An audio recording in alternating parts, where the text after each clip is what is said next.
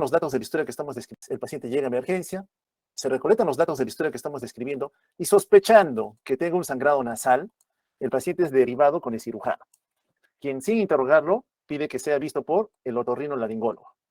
Casi 3 horas después, llega el otorrino a ver al paciente y concluye que el sangrado no tiene un origen en la vía aérea superior. Pero dése cuenta que desde el inicio de la enfermedad hasta que el paciente es evaluado, entre comillas, va pasando el tiempo, ¿no? 7:45, el cirujano, con la respuesta del otorrino, pide que el paciente sea evaluado por medicina. A las 8 de la noche, 4 horas después, interrogado el paciente, se cuenta esta historia que acá ya hemos detallado, ¿no? Que estando en la calle, súbitamente presenta visión borrosa, sensación de desvanecimiento y un vómito de sangre. Se le examina, y al examen el paciente está despierto, regular estado general, bien nutrido, bien hidratado, conjuntivas pálidas, hay huellas de sangre en las fosas nasales. Su estado hemodinámico, ¿qué reporta? Su presión arterial en 95/60, una frecuencia cardíaca en 92, respiratoria en 22, satura en 93%, confío 0,21. Aparentemente el paciente pareciera estable, salvo por la frecuencia respiratoria que está algo incrementada, ¿no? 22 por minuto. Y recuerden ustedes, dos señales de alarma, ¿no? O sube el pulso o sube frecuencia respiratoria o ambos, señal de que algo está ocurriendo. Entonces está por encima del normal. Pero hay un dato significativo. La presión arterial cae a 85/50 cuando el paciente es sentado. Y la frecuencia cardíaca se incrementa de 92 a 110.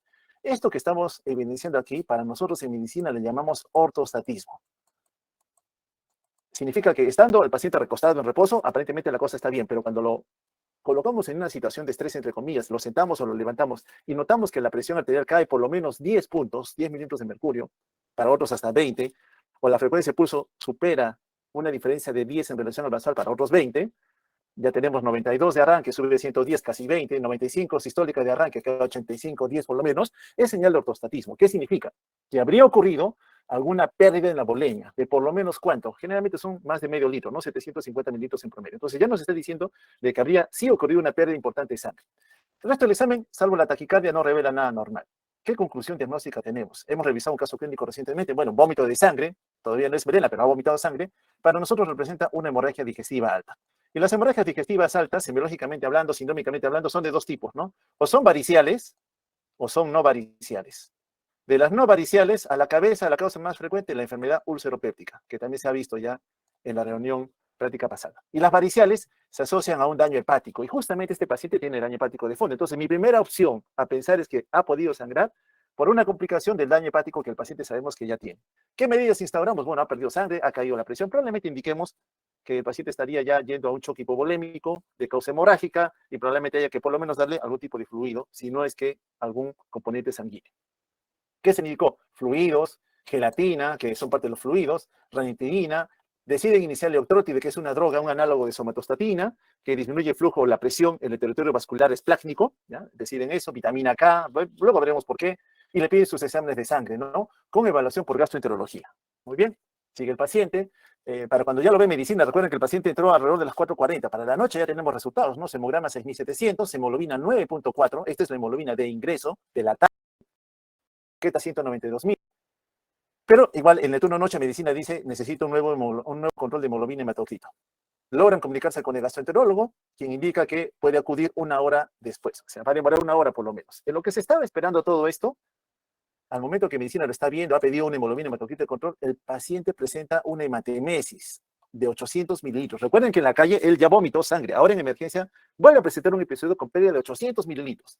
Y en ese momento, con esa pérdida, el paciente presenta una caída de la presión arterial a 70/50.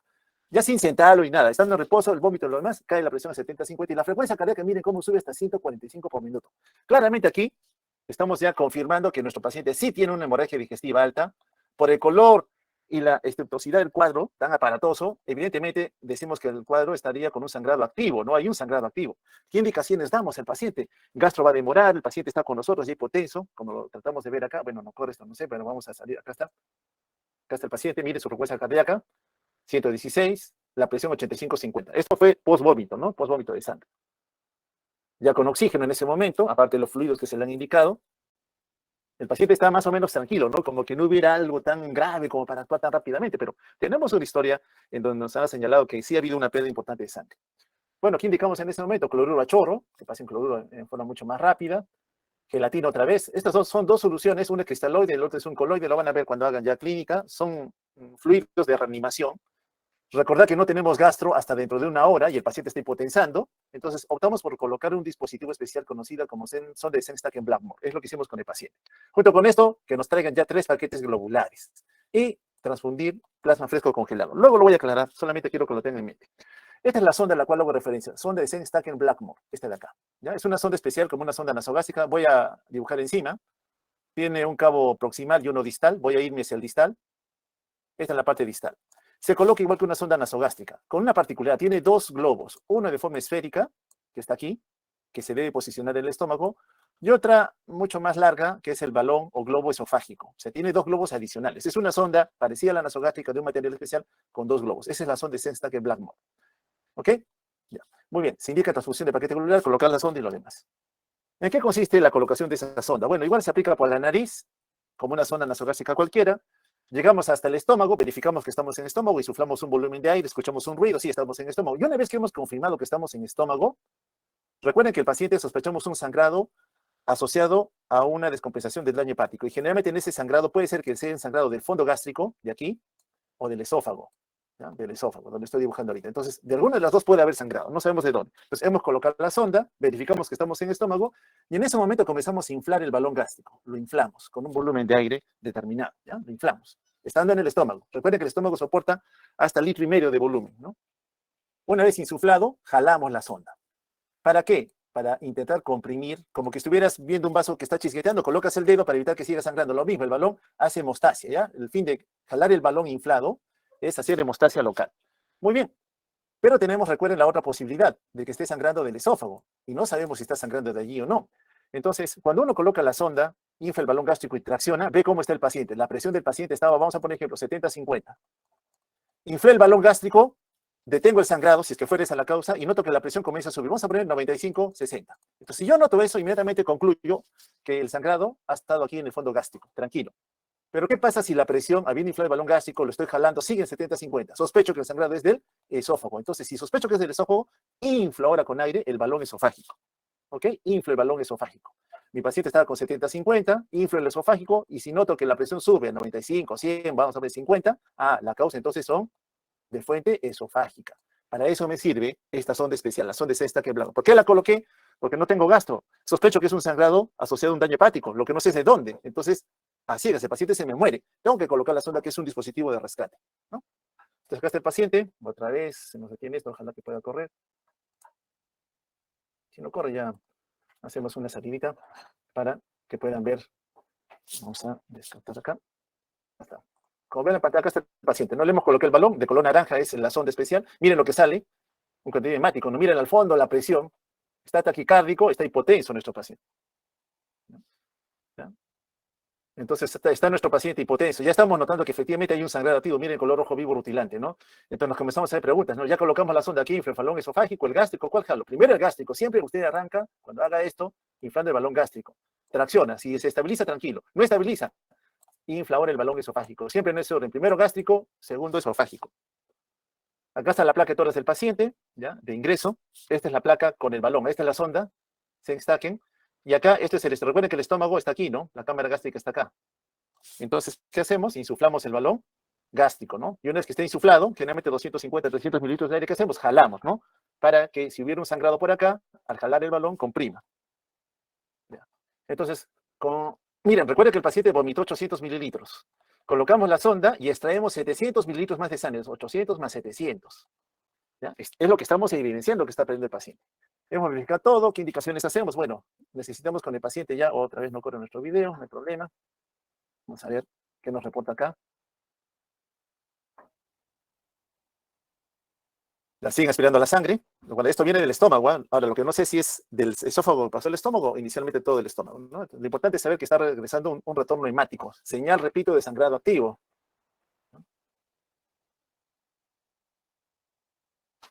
Mi paciente todavía está consciente, ¿no? Él colabora aún, lógicamente, con todo el estrés que está viviendo, producto de una pérdida de sangre que está siendo activa. El monitoreo hemodinámico, taquicárdico, como se mide la presión arterial, hipotenso. Hemos jalado el gástrico y sigue hipotenso, señal de que el sangrado no sería de estómago, ¿no? No es de estómago entonces la fuente.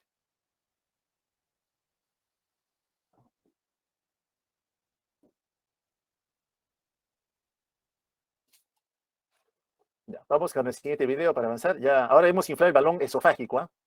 Ahora, como tú tienes que jalar, generalmente yo lo conecto a 1 o 2 litros de cloruro de sodio. Van a ver que está colgando aquí el cloruro de sodio para que haga tracción, ¿no? Para que haga tracción. Porque tienes que estar traccionando siempre. La sonda no la puedes dejar al aire. Tienes que siempre mantenerla jalándola, ¿no? Por eso está ese cloruro allí. Habiendo inflado el balón esofágico, recién la presión no te mira, se estabiliza y la frecuencia cardíaca comienza a caer. Entonces, ¿tú qué concluyes? Que el sangrado vino del esófago, ¿no? Que el sangrado vino del esófago. Eso es lo que estamos concluyendo. Bueno, seguimos avanzando rápidamente. Insufflamos el esofágico, se estabiliza, llega la hemoglobina que se pidió a las 8:30, antes de que ocurra la hematemesis, antes de que el paciente comience a deteriorarse, y esa hemoglobina de control sale en 9.2. Pero fue la hemoglobina que pedimos por la parte de medicina. Llega el tecnólogo y dice, pero con esta hemoglobina, el tecnólogo dice, no te voy a dar los paquetes globulares, 3 paquetes hemos pedido. Bueno, yo digo, yo totalmente en desacuerdo, ¿no? Porque hemos evidenciado que el paciente con nosotros ha eliminado 1.500 mililitros de volumen de sangre. Recuerden que un paquete globular, más o menos nos da 350 mililitros de sangre. Y hay entre 120 y 150 de preservante. En total hacen 500, pero sangre, 350. Entonces, con 3 paquetes, algo llegamos a los 1.500, ¿no? Pero el tecnólogo en su creencia dice, pero si entra con esta hemoglobina, pero él no sabe que el paciente nos ha sangrado 1.500 mililitros. Bueno, llega Gastro por fin y nos dice, saca la sonda. ¿Por qué? Porque quiero hacerle la endoscopía. Muy bien, sacamos la sonda y cuando desinflamos los balones, el paciente otra vez taquicárdico y cae la presión arterial. Tuvimos que intubar al paciente. Si no corre, acá está, este sí va a correr.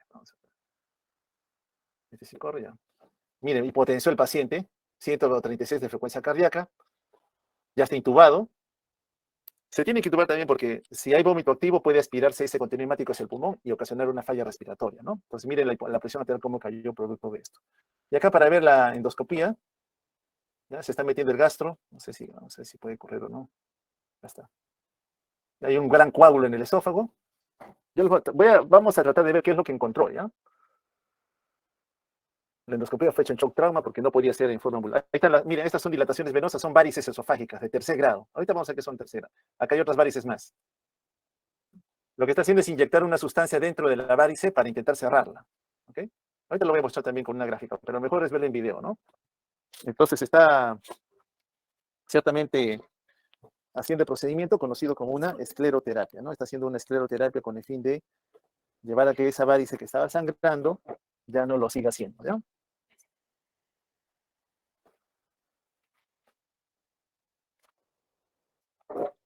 Entonces ya tenemos paciente patópata crónico, sangrado digestivo, ya estamos indicando efectivamente la causa es por una fuente varicial, en este caso varices a nivel del esófago, que ya nos dijo la sonda al inicio, ¿no? Que había ese sangrado. Bueno, a ver si avanza algo más, avancemos. Bueno, cuando inyecta, miren, acá sale una aguja, ahí sale la aguja, le inyecta dentro de la varice para cerrarla, ¿no? Para esclerosarla. Y acá está otra varice bastante tortuosa y dilatada.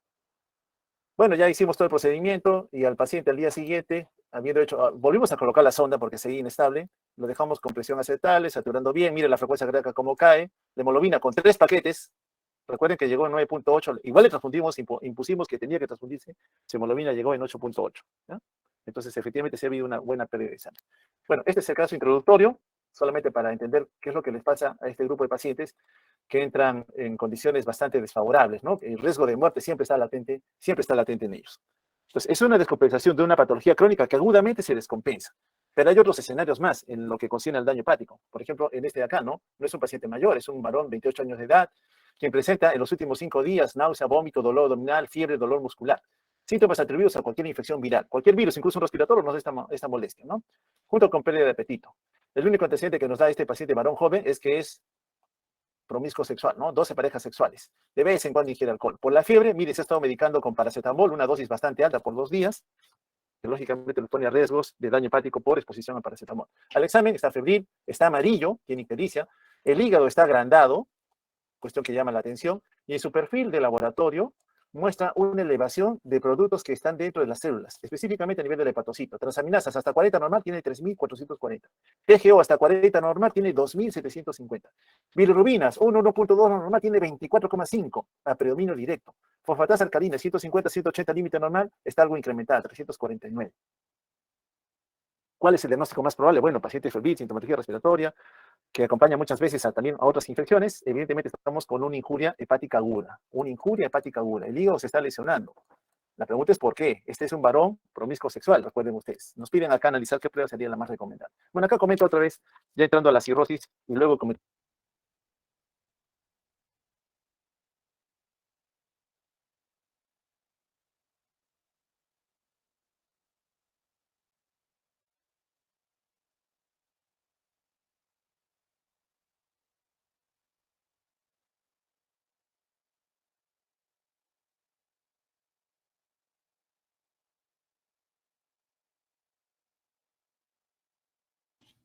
Doctor, disculpe, cuando empezó a hablar de cirrosis, dejamos de escuchar.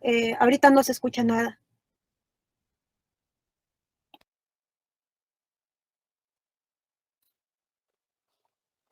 ¿Ahorita me escuchan? En este momento. Sí, En este momento sí. ¿No ahorita escucharon sí, nada sí. del caso? Del caso no El escucharon caso nada. sí, el caso sí, solamente dejamos de escuchar cuando estaba en la Ah, ya, diapositiva ya, ya, de ya. cirrosis, En dijo la esa. cirrosis y ahí se me escucha, en esa Ya, doctor. ya, ya. Repito otra vez entonces. Ya. Sí, está bien que me interrumpas si hay algo, si no me llamas al toque por teléfono. Ya, ahora sí vamos a correr un poco, como les decía, ¿no? Entonces, la cirrosis hepática es un desorden bastante común. Lo vamos a ver en forma frecuente en el paciente con patología médica, ya específicamente asociado al daño hepático. Siendo este daño hepático un hallazgo común en todos los pacientes hepatópatas, vale decir, en algún momento alguna injuria alcohólica, infecciosa, metabólica, autoinmune ha ocasionado un daño a nivel del hepatocito. Básicamente la cirrosis se divide en dos fases. Una fase compensada, como muchas enfermedades crónicas, fase luna y miel, todos estamos bien, no hay ningún problema entre uno y otro, el paciente está sintomático, y súbitamente empieza la fase descompensada, que es rápidamente progresiva, y generalmente se asocia a dos desórdenes fisiopatológicos.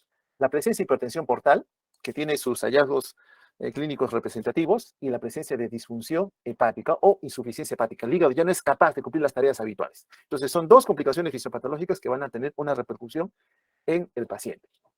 ¿Qué marca la transición de esa fase compensada a la descompensada? Bueno, ese paciente que no se sabía que era hepatópata, viene con el abdomen que se está distendiendo, que está hinchado. Uno lo examina y encuentra que hay líquido ahí, ascitis. O le llama la atención que sus ojos están de color amarillo o está orinando un color más oscuro, como el té cargado. O de repente la familia lo trae porque de repente el paciente está confuso, está desorientado, ya no se comunica, está postrado en la cama, cuestión que antes el paciente no tenía. O quizás la venida a la búsqueda de ayuda médica es que está vomitando sangre o está haciendo deposiciones negras. Entonces, esa transición se ve marcada por la aparición de alguno de estos hallazgos. Allí es que uno dice, ya empezó la fase descompensada. Busco las pruebas de daño hepático y encuentro que el hígado no está trabajando bien. O sea, confirmo que hay un daño. La fase compensada comprende dos etapas, el estadio 1 y el 2. En el 1, producto, ya hemos dicho que la cirrosis hepática, fisiopatológicamente hablando, va con dos complicaciones. La hipertensión portal, que tiene como máximo representante las varices, que pueden estar en esófago o estómago, y la insuficiencia hepática, ¿ya? Que es una materia clínica ya de que el paciente no tiene una labor hepática adecuada. Entonces, el estadio 1 me dice, no tiene varices esofágicas. Yes, hepatópata, tiene daño hepático, y uno le hace la endoscopía, el esófago está libre, no hay varices allí. En el estadio 2, el paciente es hepatópata, ya tiene varices, pero estas varices nunca han sangrado. Vale, si yo identifico un paciente que tiene daño hepático crónico, yo sé que en algún momento puede hacerme cirrosis con manifestaciones de hipertensión portal. Entonces yo tengo que ver si ya está haciendo ese daño. ¿Cómo lo hago? Haciendo una endoscopía. Encuentro las varices, pero nunca sangrado. Entonces ya digo, ya evolucionó, ya tiene las varices esofágicas. Hasta aquí todavía está compensado porque él es asintomático. Luego viene la fase descompensada que sigue los otros tres estadios. El estadio 3, esas varices ya sangraron. El paciente te viene con hematemesis. En el estadio 4, el paciente viene con abdomen distendido, tiene ascitis. Y el estadio 5, aquel que reúne el sangrado con varices y ascitis. Lógicamente, mayor evolución en el estadiaje, mayor riesgo de que el paciente pueda fallecer. Su expectativa de vida disminuye ostensiblemente.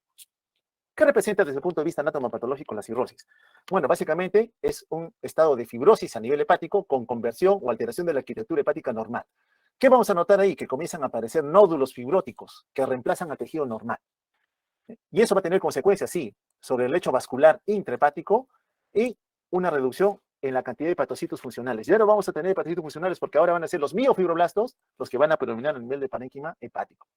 ¿Cuáles van a ser las consecuencias? Ya lo hemos detallado otra vez, no se olviden. Dos son los eventos fisiopatológicos que acompañan a la cirrosis hepática, la hipertensión portal y la insuficiencia hepática. El hígado va a perder capacidad de secreción, de síntesis de sustancias que vitalmente se necesitan en la economía, como su función metabólica, ¿no? De biotransformación o conversión de sustancias que se acumulan a nivel endógeno o que se ingieren por fuente exógena, pero que acumuladas en la economía tienen que ser biotransformadas y eliminadas finalmente.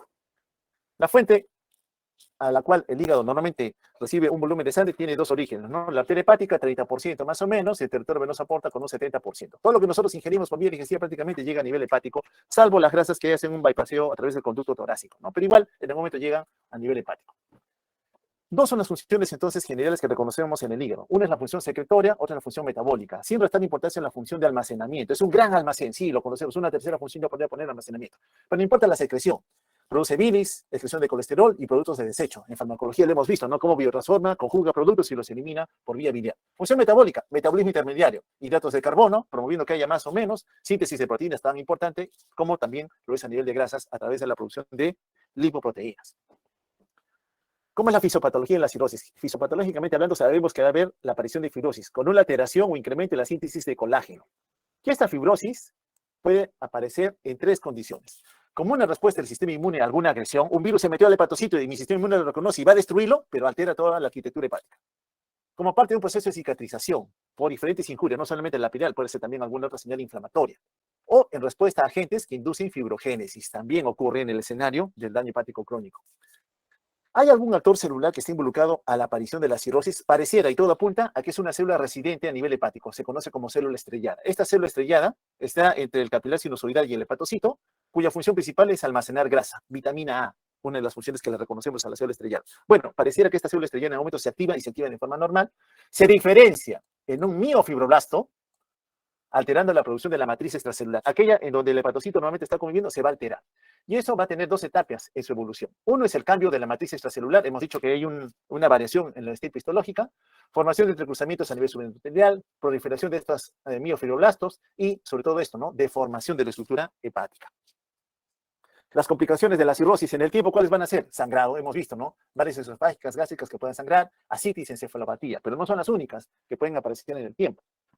La otra representativa, ya quitando la parte de insuficiencia hepática, es la hipertensión portal, ¿no? La porta tiene una presión determinada, está a menos de 6 mililitros de mercurio, cuando sobrepasa los 6 decimos hay hipertensión portal. ¿Y por qué aumenta la presión en el territorio venoso porta? Porque recuerden ustedes que la sangre tiene que entrar al hígado, desde ahí exponerse a los hepatocitos y retornar a la circulación general a través de las venas hepáticas para que desemboque en la vena cava inferior y llegue a las cavidades derechas y toda la circulación que habitualmente conocemos. Bueno, la porta tiene problemas para ingresar al hígado porque en el hígado comienzan a evidenciarse a nivel de nódulos de regeneración, nódulos fibróticos. Entonces, cuando, igual como ocurría en la hipertensión pulmonar, entra la porta y se comienza a ramificar, encuentra que en su camino hay nódulos de fibrosis que la estrangulan, no la dejan pasar por allí. ¿Y eso qué ocasiona? Un aumento en el territorio venoso porta. Entonces, aumenta la resistencia en el flujo venoso porta. Ahora, cuando uno habla de hipertensión portal, puede ser que el origen esté en la porta antes de llegar al hígado, le llamamos presinusoidal. Por ejemplo, una trombosis de la vena porta. Sí, hay pacientes que han hecho trombosis de la vena porta. Un coágulo no permite el flujo, pero la causa está antes de llegar al hígado, presinusoidal. La otra es cuando el daño está en el hígado mismo, que no permite que la porta transcurra por allí, normalmente a través de sus ramificaciones. Esa es la sinusoidal. Y la otra es cuando las venas hepáticas que drenan en la vena cava inferior, deben drenar en la vena cava inferior las tres, por alguna condición se ha trombosado un coágulo de sangre. No es presinusoidal, no es posinusoidal, ¿ya? A eso le llamamos posinusoidal. ¿Cuál es el síndrome de Budd-Chiari? ¿No? El síndrome de Budd-Chiari es una trombosis de las venas hepáticas. ¿Qué va a hacer? Como la sangre no puede pasar por acá, igual me va a aumentar la presión en el territorio venoso porta. Pero hablando de cirrosis, entendemos que la cirrosis ocasiona un desorden a nivel sinusoidal. Al final de cuentas, hay un incremento de sangre en el territorio venoso porta, que se va a atrapar a nivel esplácnico producto de una gran vasodilatación.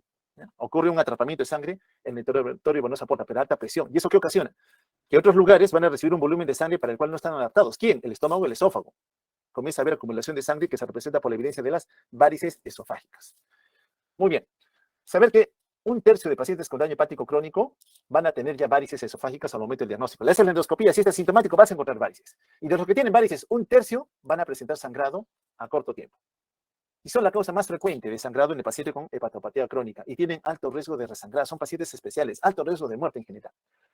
Aquí están las varices esofágicas, acá está el esófago, le han hecho un corte. Estas dilataciones que ven acá, esta es una, esta es otra, corresponden a varices esofágicas. ¿Ya? Grado 1, las veo. Si su diámetro es menos de 5 milímetros, son rectas, sí, son rectas. No, son rectas. Esta también es la otra, es recta. Y están en la parte distal del esófago. Grado 2, su diámetro aumenta. Acá están abajo, estas que están aquí son de segundo grado. De 5 a 10 milímetros son tortuosas, sí, pues son tortuosas, ya no son rectas. Están en el esófago distal, pero también están en el esófago medio. Así es como se ve en una endoscopía, ¿no? Varices esofágicas, de primer y de segundo grado. Algo parecido fue lo que se ve en la endoscopía del paciente. Y las de tercer grado, mira, son mucho más rechonchas, ¿no? Más confluentes, más de 1 centímetro de diámetro, ocupan casi todo el esófago, tienen poca mucosa porque tienen tanta sangre que están tan distendidas como un globo que tú lo inflas y está a punto de reventar. La pared es delgada. Y vamos a identificar aquí la presencia de puntos rojos. Estos de acá, punto rojo, aquí hay otro punto rojo. ¿Qué significa eso? Que la mucosa apenas está conteniendo a un volumen de sangre. En cualquier momento va a sangrar, va a reventar. Entonces, cuando uno ve eso, inmediatamente es sobre esta zona donde comienza a inyectar sustancias esclerosantes o hace endoligadura. ¿Puede presentarse también esas varices a nivel del estómago? Sí, generalmente producen una ectasia vascular, pueden tener cualquier localización, son más representativas a nivel del antro, pero las de mayor riesgo son las que están en el fondo. Su sangrado puede inducir también, como hay pérdida de sangre, a la presencia de una anemia ferropénica. Aquí tenemos varices en el fondo gástrico, las más peligrosas para nosotros, porque miren, cuando entra el gastroenterólogo con su endoscopio tiene que hacer un bucle como una J, tratar de inyectar una sustancia esclerosante le cuesta, no, a veces no llega. Es difícil cohibir un sangrado que viene del fondo. Como ven acá, está chisgueteando, ¿no? Como que fuera un Forres 1A. Entonces, si uno consigue hacer la escleroterapia, puede contener el sangrado. Pero eso es una zona de alto riesgo. Por eso es que cuando nosotros inflamos el balón gástrico, ¿se acuerdan? Con la sonda de Sengstaken, al jalar, buscamos comprimir varices que pudieran estar en el fondo gástrico.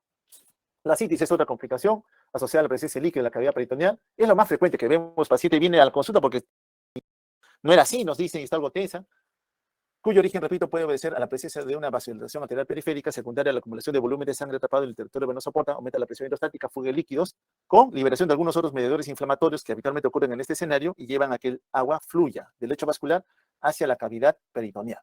¿Ya? Ojalá que corra este video.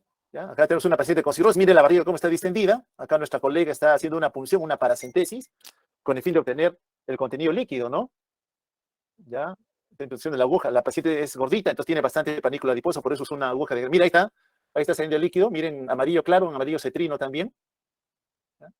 Entonces, es el típico líquido, parecía un trasudado que encontramos en el paciente hepatópata crónico, ¿no? Ahora, a veces ese líquido se complica con una infección, se pone turbio, se pone color oscuro. Bueno, le va a colocar un catéter para poder drenar el líquido en forma mucho más adecuada. Entonces, en la cirrosis hepática, dos eventos fisiopatológicos. Hipertensión portal por un lado, insuficiencia hepática por otro. Hipertensión portal, ¿por qué? Porque los nodos de fibrosis evitan que la porta con sus ramas pueda entrar adecuadamente al hígado. Le dificultan el pasaje. Insuficiencia hepática, ¿por qué? Porque esos mismos nódulos los regeneran, los miofibrilatos reemplazan a los hepatocitos. Entonces, cuando hay hipertensión portal porque la sangre no puede entrar al hígado, porque hay nódulos ahí adentro, la resistencia está incrementada, la sangre se queda atrapada aquí. Y la sangre busca, bueno, tengo que irme por otro lado. Regresa al vaso. ¿Y qué ocurre con el vaso? El vaso se agranda, es esplenomegalia. Ocurre vasodilatación. Queda sangre atrapada en el lecho vascular hispánico, más sangre, más presión, y busca otras vías de drenaje venoso, que va a ser el estómago o puede ser el esófago, y genera la aparición de varices esofágicas, ¿no? Principalmente. Bueno, producto de la citis que vimos hace un instante, a veces ese líquido contenido en la cavidad peritoneal se infecta, ¿no? Y puede haber una infección que acompaña la presencia de la citis. ¿En qué escenarios ocurre? Cuando el paciente presenta sangrado digestivo, está varias veces en forma recurrente hospitalizado por ascitis, tiene pocas proteínas en el líquido acítico, se predispone a que haya infecciones de ese líquido, ¿no? Y la fuente generalmente es el colon. Recuerden que el colon, que atrapa un número de bacterias, al ver que hay líquido al otro lado, contenido orgánico, migran las bacterias. Generalmente la causa es por Escherichia coli, un bacilo gram negativo. ¿Puede ocurrir otra complicación? Sí, síndrome hepatorrenal. Hay un deterioro en la función renal caracterizado por oliguria. El paciente no orina lo que debe. Generalmente la causa por desequilibrio entre los vasodilatadores y vasoconstrictores a nivel renal.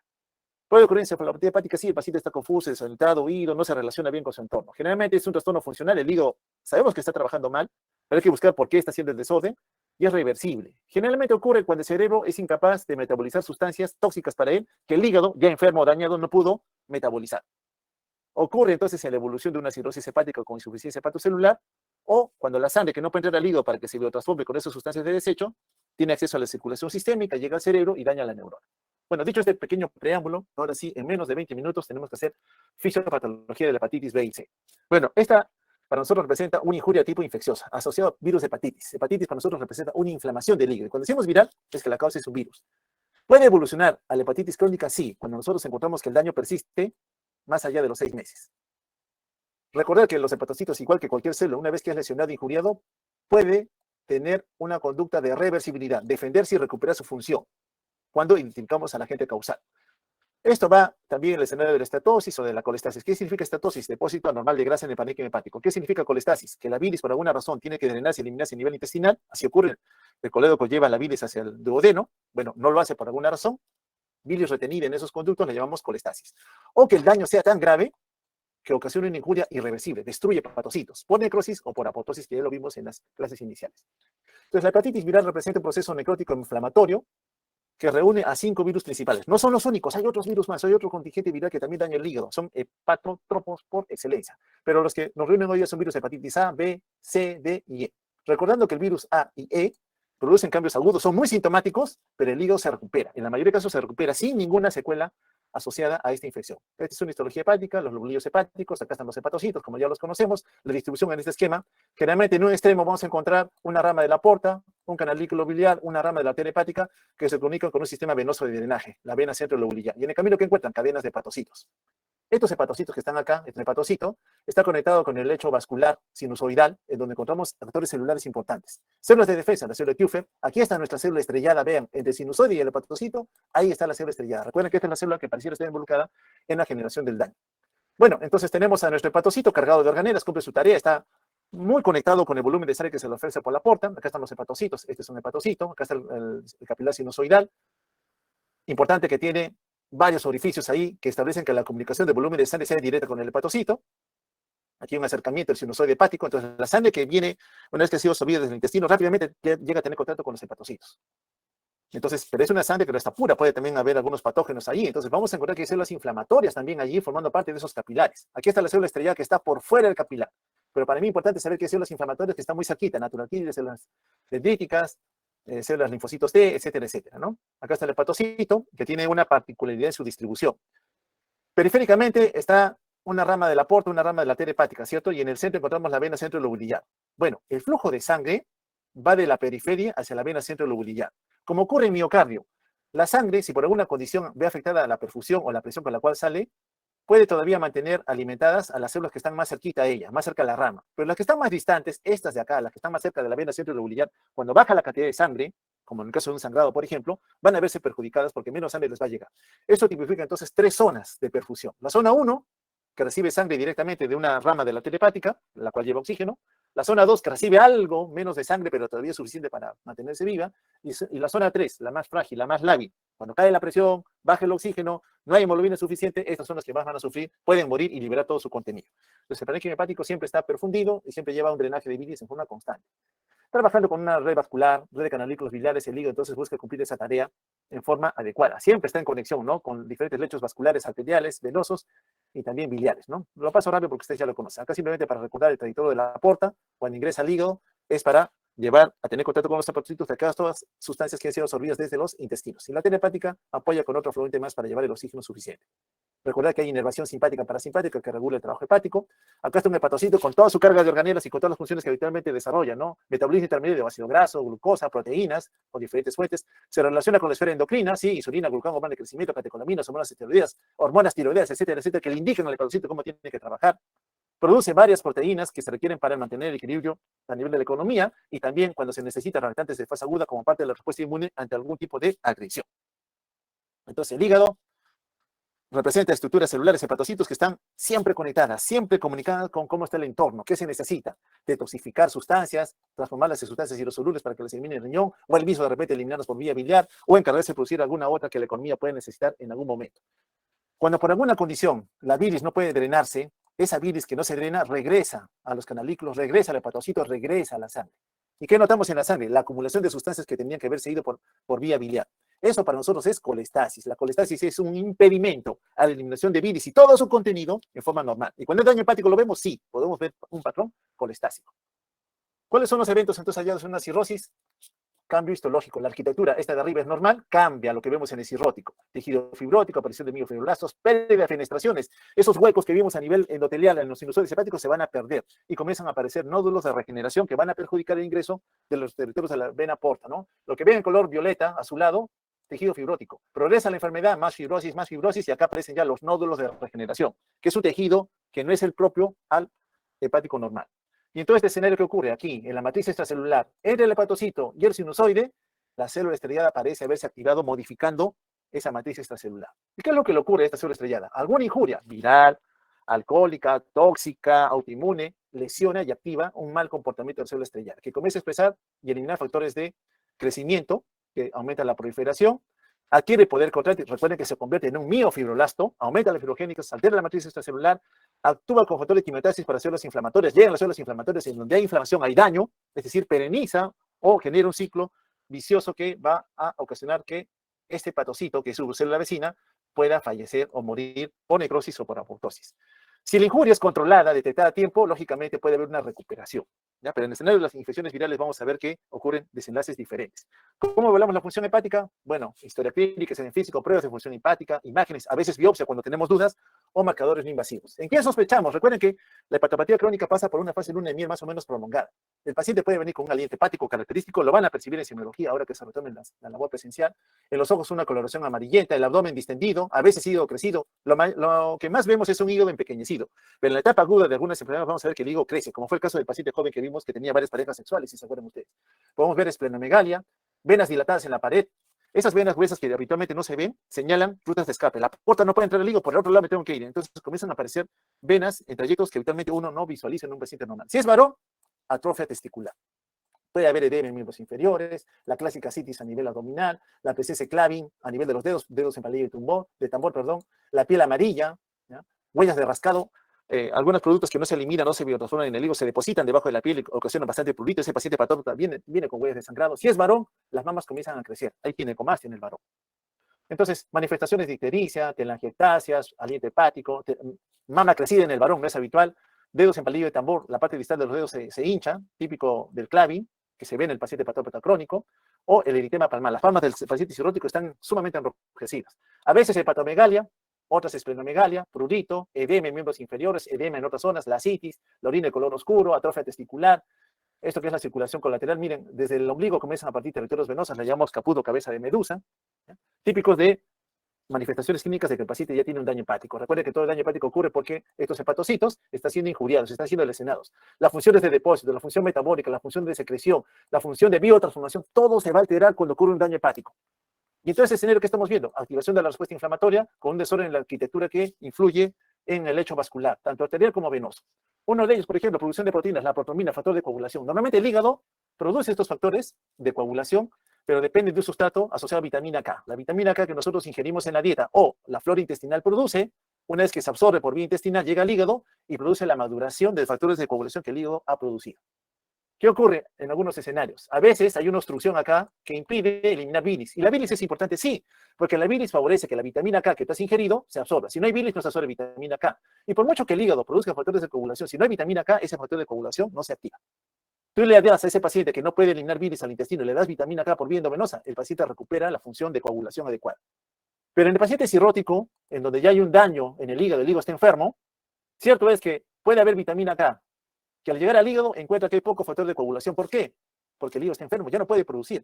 Le das vitamina K por vía endovenosa, mejoras muy poco. ¿Por qué? Porque el hígado está dañado, la fábrica de factores de coagulación. Así tú le des vitamina K, no va a mejorar en demasía porque el hígado ya está enfermo, ya no llega a producir la suficiente cantidad de factores de coagulación. Otro daño en laboratorio, elevación de transaminasas. Recuerda que las transaminasas son enzimas intracelulares. Entonces, cuando ocurre daño celular en el hepatocito, se destruye, evidentemente va a liberar su contenido, entonces las transaminasas se incrementan. Pero ojo, las transaminasas como son intracelulares no solamente son propias del hepatocito, están en el páncreas, cuando se destruye el páncreas también puede haber elevación de transaminasas. Están en el corazón, por tanto cuando hay infarto de miocardio, no solo se eleva troponina, también pueden elevarse las transaminasas, sobre todo la TGO. Cuando hay disminución muscular, infarto intestinal, algún tumor, también se pueden elevar las transaminasas. En el escenario de la hepatitis, lógicamente, al inicio, en la etapa aguda, el hígado se destruye, ¿no? El virus está causando mucho desorden allí, se destruye, por tanto las transaminasas se elevan. Y luego ocurre un descenso asociado a que el hígado se está recuperando. Pero hay condiciones en donde la infección viral persiste con señales de actividad. Siguen las transaminasas elevadas, no tan altas como al inicio, 1500, 2000, 3000, 5000 de transaminasas. No, en la mayoría de casos baja lo normal, 40, ya bajó. Pero hay otros pacientes que mantienen 180, 200, 400, ¿no? Se mantienen así, señal de que la hepatitis sigue activa, hepatitis crónica. La fosfatasa alcalina es una enzima que se produce a nivel óseo, también en los canalículos biliares. Por ejemplo, cuando hay un tumor óseo, fosfatasa alcalina se eleva. Entonces, la fosfatasa alcalina es un marcador de tumores en el hueso o de metástasis que están contaminando el hueso. Pero cuando hay daño hepático, también la fosfatasa alcalina, también se incrementa, ¿no? Sobre todo cuando ves al paciente aquí amarillo, ¿no? Sospechas que además es secundario a un daño hepático. Entonces, sea por una injuria directa que lleva a destrucción de hepatocitos o por un daño solapado que va ocasionando un daño crónico en el hígado, el hígado va a perder capacidad de función secretoria, biotransformadora de almacenamiento. En la biotransformación, algunas sustancias como las bilirrubinas, que ingresan al hígado para conjugarse, biotransformarse, no lo van a hacer. Entonces, estas bilirrubinas acumuladas van a originar la clásica ictericia en el paciente. Entonces, los patrones de daño hepático pueden verse a nivel de laboratorio como un desorden hepatocelular, es decir, el hígado se está destruyendo, como un desorden colestásico, el hepatocito no se ha destruido, el problema es para drenar la bilis, a eso le llamamos colestasis, o expresar un patrón mixto, tiene de los dos. ¿Ya? Eso se puede presentar a nivel hepático. Entonces, cuando uno pide pruebas de función hepática, bueno, mide síntesis de proteínas, cómo están las bilirrubinas, cómo está la albúmina, cómo está su perfil de coagulación. El amonio es un producto que se biotransforma a nivel hepático y esa mala biotransformación lleva a que se acumule en la economía y llega al cerebro, causa encefalopatía. Las imágenes, bueno, visualizar el hígado en su tamaño y en su densidad también es importante, ¿no? Acá tenemos tomografía, puede ser ecografía también, y nos sirve a veces cuando vemos un paciente con daño hepático y no se la causa. No encuentro cuál es el agente causal. Bueno, para confirmar, metes una aguja y sacas una parte del hígado, una biopsia hepática con guía ecográfica. Bien, dicho esto, pasemos ahora sí a nuestra hepatitis viral. La mayoría de infecciones que nosotros vemos en el mundo que van a dañar al hígado corresponden a estos 5 virus. Todos producen síndromes indistinguibles. ¿Por qué? Como son virus, estornudos, tos, fiebre, dolor muscular, rinorrea, como cualquier proceso viral, pero con algunas particularidades. Cuando el virus causante es virus hepatitis C, el virus hepatitis C no nos da periodo sintomático en la etapa aguda. ¿Ya? Es inusual que el virus hepatitis C dé sintomatología en la etapa aguda. En el otro grupo, en los otros virus, sí hay fiebre, náusea, fatiga, atalgia, diarrea, etcétera, etcétera. Cuando ya está ocurriendo daño hepático con destrucción en la etapa aguda, ictericia, puede haber agrandamiento hepático. Uno dice, esto lo vimos con el paciente que nos presentó el segundo, el joven, el promiscuo sexual. Sí, lo hemos visto allí. Pero la evolución va a depender qué tipo de virus es el que está ocasionando el problema. Recordad que en relación al virus hepatitis A y E son muy contagiosas. Vía de transmisión fecal-oral, mal lavado de manos, en otras palabras. El A es común. La mayoría de nosotros en nuestro país hemos tenido contacto con virus de hepatitis A. Quizás ustedes, si se han inmunizado para virus de hepatitis A, no lo han tenido, pero mi generación sí, porque nuestras condiciones de salubridad son muy pobres. Virus de hepatitis A y E generalmente se autolimitan. El paciente se recupera, la mayoría de veces ad íntimo, sin secuela. Pero algunos poquísimos casos de virus de hepatitis A pueden evolucionar a una falla hepática. Recordar que en el caso de hepatitis E, en las embarazadas también puede ocurrir esa evolución a falla hepática. Por eso hay que tener mucho cuidado con esa población gestante en caso presente manifestaciones de daño hepático agudo. Historia natural, virus de hepatitis A, ni bien ingresa el virus, bueno, ocasiona un daño, aumenta la carga viral, ocurre un desorden de desbarajuste, pero mi sistema inmune responde y la carga viral, la cantidad de virus comienza a desaparecer. Y lógicamente me deja una huella inmunológica, ¿no? La presencia de anticuerpos. En la etapa aguda, paciente amarillo, dolor muscular, fiebre, náusea, vómito, diarrea. Pero el paciente se recupera finalmente. Hepatitis B es la segunda causa más común después de la A. Usualmente el origen es transmisión sexual. Recuerden ese paciente joven, varón, promiscuo sexual, transmisión sexual, ¿no?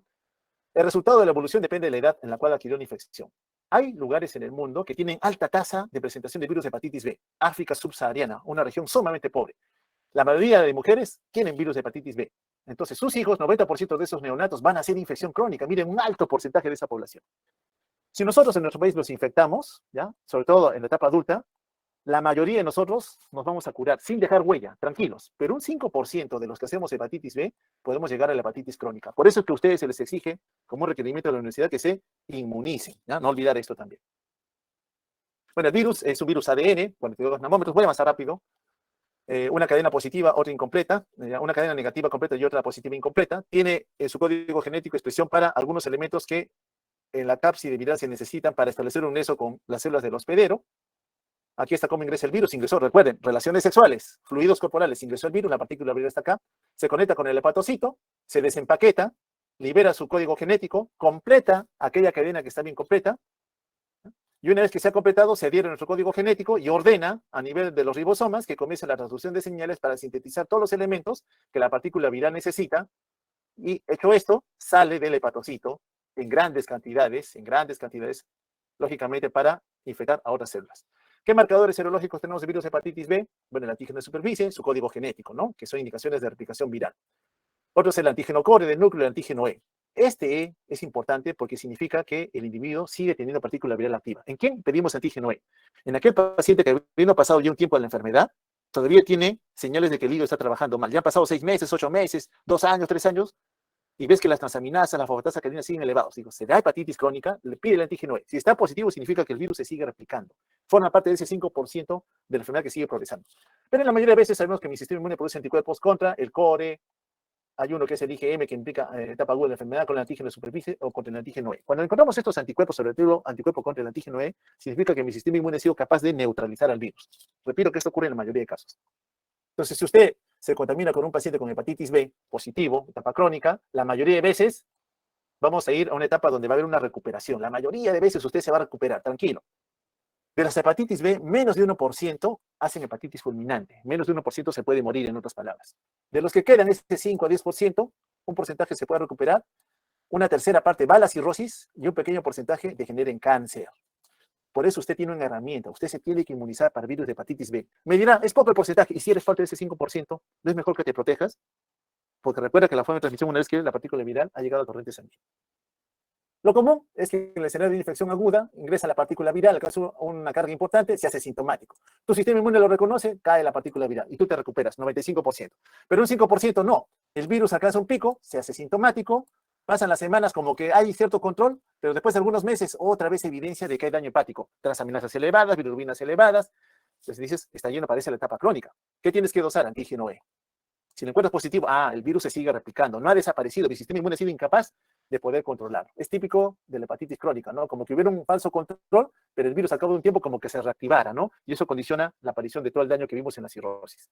En sí, el virus hepatitis B no es citopático, es más la respuesta del sistema inmune la que ocasiona el daño. El sistema inmune reconoce al virus, está detectando que el hepatocito está siendo infectado por una partícula viral. La célula dendrítica es una célula presentadora de antígenos, se le presenta el linfocito T, madura el linfocito TCD8, liberan interferones, factores de necrosis tumoral, que intenta contener la replicación viral. La mayoría de veces lo va a conseguir. Otras veces es el mismo linfocito TCD8 el que va a destruir al hepatocito. Cuando ocurre esa destrucción, ocurre la muerte del hepatocito. Pero una vez que se ha detectado que el hepatocito ha sido infectado. Entonces mi sistema inmune amplifica o intensifica el daño que a nivel de la arquitectura hepática vaya a ocurrir. Manifestaciones clínicas, bueno, ya la detallamos, periodo de estado del paciente ictérico, a veces encefalopático, hígado agrandado, sí, más en hepatitis B. Esto que vemos acá son células inflamatorias, están siendo reclutadas, ¿no? Convocadas porque hay una agresión allí. Y cuando llega la inflamación, repito otra vez, va a ocurrir un desorden en la arquitectura histológica, que en el tiempo, el paciente con hepatitis crónica, va a llevar a la generación de estos nódulos de regeneración, tejidos fibróticos, no lo olviden, típico de la cirrosis. Y aquí vemos el paciente, ¿no? Cómo debuta.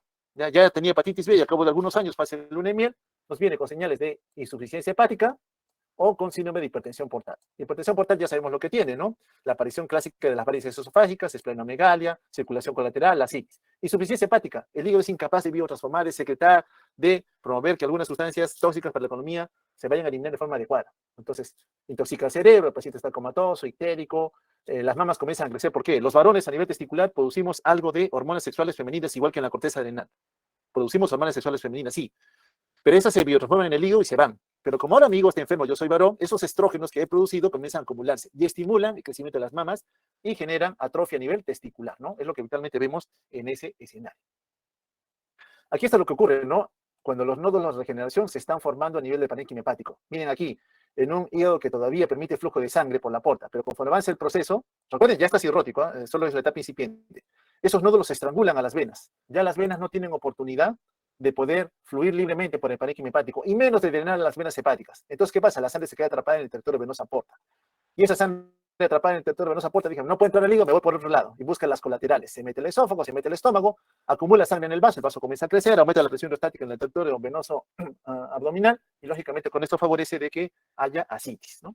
Entonces aquí tenemos un hígado sano, acá un hígado cirrótico, la sangre no puede entrar acá, busca sus colaterales. El vaso, repito, aumenta de tamaño, ¿no? O busca generar un afluente venoso notorio a nivel esofágico, a nivel gástrico. Hepatitis C, bueno, esa se transmite por vía parenteral, tiene algunas particularidades en la transmisión. ¿Dónde lo vemos más? Transfusiones de sangre, aquel que recibe transfusiones de sangre, aquel adicto a drogas que usa drogas por vía intravenosa. Raro, relaciones sexuales con hepatitis B. Aún así, cuando el paciente debuta, porque recuerda que hepatitis C es asintomático en la etapa aguda, él no te dice que has tenido virus hepatitis C, tú te vas a dar cuenta años después cuando ya vengas con la enfermedad, con señales de hipertensión portal o insuficiencia hepática. Entonces, tardíamente es el diagnóstico ya cuando hay daño hepático crónico, ¿no? Es lo más importante del virus hepatitis C. A diferencia del B, es un virus ARN, también se aloja dentro del hepatocito, es reconocido por el sistema de defensa, una vez que es reclutado la célula inflamatoria, destruye los hepatocitos, es decir, es mi sistema inmune el que ocasiona el daño. En un grupo de pacientes, cuando ingresa el virus, acá, es detectado por su sistema inmune, el linfocito T CD4 estimula el CD8 para que controle la carga viral, la baja. Es lo menos que ocurre, ¿no? Y quedan linfocitos T CD8 de memoria. Eso lo saben por inmunología. Guarda información del virus que ocasionó su activación para que en un segundo encuentro, a que ingresó otra vez el virus, rápidamente contrarresten su intención de replicación viral. Entonces, eso debe ocurrir. Pero en la evolución natural, en la mayoría de casos, esa respuesta inmunológica, por alguna razón, perdón, se bloquea, no avanza, no progresa, no activa el linfocito CD8. Entonces, ¿qué pasa con la partícula viral? Sigue activa a lo largo del tiempo. ¿Ya? No hay una buena respuesta inmunológica en el escenario de una hepatitis C. Un poco porcentaje es esto, ¿no? Igual que en la mayoría de hepatitis. El virus se multiplica, se hace sintomático, mi sistema inmune reacciona, baja la carga viral. Pero la mayoría no. El virus se replica, sintomático, aparentemente hay un control, pasa un tiempo y otra vez señales de activación del virus. Hepatitis crónica otra vez. La historia natural, variable, ¿no? Entre el 50 y el 90% van a ir a la forma crónica. No tenemos vacuna para hepatitis C. Tenemos que tener máximo cuidado cuando vemos ese tipo de pacientes. Fase luna de miel prolongada hasta 20 años. El paciente ya viene con manifestaciones de cirrosis como hipertensión portal o insuficiencia hepática. Lo hemos visto nuevamente, ¿no? Recordar que igual que en hepatitis B, un porcentaje puede generar en cáncer, ¿no? Un carcinoma hepatocelular. Hepatitis B, bueno, este es un virus especial. Para que cause daño a una persona necesita que haya coinfección, que el virus hepatitis B también esté presente. Tiene que haber coinfección, si no, no da. Recordad que 10 a 20% de los casos pueden ir a falla hepática severa. Cuando hablamos de falla hepática severa, significa una falla grave en el hígado. Hay destrucción de todo el parénquima hepático, tan grave que todo el hígado desaparece. Y sin hígado tú te mueres, ¿no? Tú te mueres. Hay encefalopatía, trastorno de coagulación, sube las bilirrubinas, ascitis, cae la glucosa. Recuerda que es un almacén de glucógeno en el hígado, hiperamonemia, el paciente se muere. La única alternativa que les queda es trasplante hepático, ¿no? Trasplante hepático. Bueno, diagnóstico. Bueno, sabemos que la clínica no establece diagnóstico. La clínica solamente me dice, este paciente tiene daño hepático. ¿Qué hacemos? Pedimos prueba inmunológica. Si es hepatitis A, pedimos anticuerpos contra hepatitis A. Si nos sale IgM, sabemos que IgM es infección aguda. Para hepatitis C también pedimos anticuerpos. Podemos pedir anticore total o anticuerpos dirigidos contra el propio virus, ¿no? O en el mejor escenario, mejor medimos carga viral, código genético del virus. En hepatitis B podemos pedir parte de su continente antigénico, antígeno de superficie, por ejemplo, que nos ayude a determinar si estamos o no enfrentando alguno de estos agentes. Ya lo hemos visto en hepatitis B, ya lo de la carga no lo voy a comentar. En el diagnóstico, importante saber, en el caso de hepatitis B, recuerda ese paciente promiscuo, joven, varias parejas sexuales, hay una etapa de luna de miel también rápida, que es el periodo ventana, ¿ya? Es decir, está el virus presente, pero tu sistema inmune todavía no ha creado anticuerpos. Y el virus no ha alcanzado una carga viral suficiente para producir su componente antigénico. Entonces, si este paciente que ha tenido exposición a un enfermo con virus de hepatitis B va a donar sangre, tú le buscas la prueba si tiene una hepatitis B, puede aparecer como un falso negativo. Mucho cuidado también. Recuerda que el antígeno E, no lo olviden, siempre indica replicación viral continua. Si persiste más de 6 meses, usted dice, este paciente tiene infección crónica por virus de hepatitis B, ¿ya? Entonces, en el virus de hepatitis B, el antígeno de superficie, el antígeno E, el anticuerpo contra E siguen positivos a lo largo del tiempo. Eso les dice es crónico. El paciente está yendo a la hepatitis crónica. Bueno, lo de la citis solamente para hacer comentario, ya lo he detallado. Así es como vienen nuestros pacientes. Mire, me está creciendo la barriga y él no da ningún dato de lo que ha tenido antes. Examinamos si tiene ginecomastia, no mamas agrandadas, circulación colateral. Mire las venas cómo se ven por acá, ¿no? Tanto circulación colateral, los ojos de color amarillento. Si examináramos los testículos, quizás veríamos una atrofia también testicular, ¿no? Este es un caso particular, ya me pasó un poquito de la hora. Mire, esta es una paciente mujer que viene con 4 semanas. Ella no viene por cuadro agudo, la barriga se le está hinchando, ¿no? Solamente viene por eso. Y relata como antecedente que ha recibido transfusión de sangre muchos años atrás y que en algún momento inhaló cocaína, pero nunca se inyectó drogas por vía intravenosa. Solamente tenemos el dato de la transfusión. La examinamos, está pálida, ojos amarillos, y hay líquido libre en el abdomen. Y las pruebas de función hepática están alteradas. Pues, ¿qué sospechamos? Que ella tiene un daño hepático. Pero como ella no recuerda un evento agudo, no, nunca tuve fiebre, dolor muscular, diarrea, ojos amarillos, no, nunca. Pero tenemos antecedente de transfusión sanguínea. ¿Qué nos dice? Que puede tratarse de una infección por virus de hepatitis C. Ya estamos en la etapa crónica de la enfermedad. Bueno, esto lo voy a avanzar rápido, mis amigos, porque ya lo he detallado ya. Solamente me interesa saber y reforzar algunos conceptos. En la cirrosis, recuerda, el hallazgo es el patrón fibrótico con nódulos de regeneración. Desaparecen hepatocitos, aparece mayor actor de la matriz extracelular, en donde la célula estrellada es un componente importante que va a deteriorar toda la arquitectura, no solamente la matriz extracelular, el lecho vascular, a la red de hepatocitos y a los canalículos biliares. Mira, acá está una rama de la porta y su ramificación que tiene conexión con los hepatocitos. Cuando hay una injuria hepática, el hepatocito puede responder, sí, me han lesionado, él se puede regenerar, ocurre normalmente. Puede él solito recomponerse, como estamos viendo acá, no hay injuria, se está recomponiendo y la arquitectura regresa otra vez a lo normal, pasada la injuria. Es decir, una injuria de tipo reversible. Pero en la cirrosis hepática no. De tener un capilar sinusoidal con varios orificios que comunican la sangre con los hepatocitos y los hepatocitos en la membrana basal expresan estas proyecciones como unos vellitos, ahí está la matriz extracelular. Mira, lo normal, endotelios fenestrado, no hay membrana basal. La célula estrellada hace solo su función, depósito de grasa. El colágeno tiene una distribución reticular. Hay microvellos en la membrana basal de los hepatocitos. Eso es normal. Pero cuando ocurre la incuria que te lleva a la cirrosis, ¿qué encontramos? Ya no hay sinusoides, ya no hay orificios. Perdemos las fenestraciones. Ya no hay. No hay fenestraciones. Entre el capilar sinusoidal y el hepatocito comienza a aparecer una membrana basal, que antes no había. Es decir, te dificulta llegar a nivel de los hepatocitos.